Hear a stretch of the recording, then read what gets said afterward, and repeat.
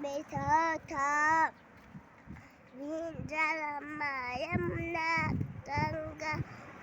जला जला देवांगा सारा कटया के में था यमुना गंगा जला जला देवांगा